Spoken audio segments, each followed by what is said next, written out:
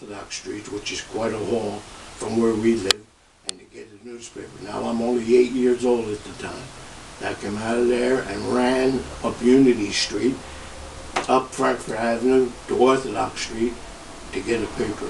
I was only 8 years old, 4 months. How did you feel about the war when you first heard that the U.S. was involved? Well, I was too young to even.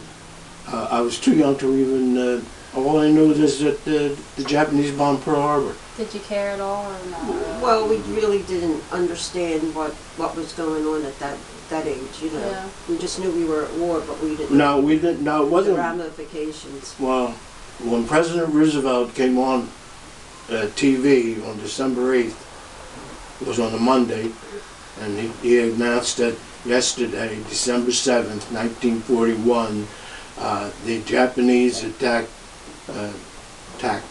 bombed Pearl Harbor, blah, blah, blah, blah, blah, blah. As of this date, we are at war with the Japanese Empire. Period. No Germany, no Italian, no nothing like that. Oh, really? Yes. They jumped in later. Oh, I thought that it wasn't President Harding or Wilson or something. It was No, Roosevelt? it was Roosevelt. Oh no, Roosevelt was our Roosevelt. president. Wilson was earlier. Wilson was like in 1919. Yeah, Okay. he was earlier. Did you know anyone who fought in the war? Yes. My uncle was drafted, but then he was discharged. But my cousin was on Normandy on D-Day.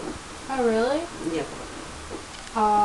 Did you have any family doing war work, like your parents or anything? No, they didn't. They weren't doing. My grandparents were older, and my mother and father worked, so they weren't involved in any of that. Did you? No. In what ways did the war change your activities or habits? Well, we had to, when we heard the sirens, we had to come into the house or stand in doorways and get your lights out. And if you had blackout shades, you pulled the shades down. Had your drills? Yes, it's air raid drill. Did you? And- Same thing? Same thing. Right, and in school, you had to get under your desks or we went out into the corridors. What were some of the first changes in your life after the war started? Well, that was one of them. And we went on food rationing, gas rationing, and it was just a whole different way of life. Yeah, you couldn't. You really had to watch your pennies too, because they give you this not food stamps. They give you the ration book, and they give you little coins like chips. You're worth a quarter, maybe worth 50 cents. Kids would go to the movies with it, and they would cash it in that way. And you had It was a terrible life. The first 2 years, it was really rough because we're at war. Yeah, and you had A and B gas days. What was that?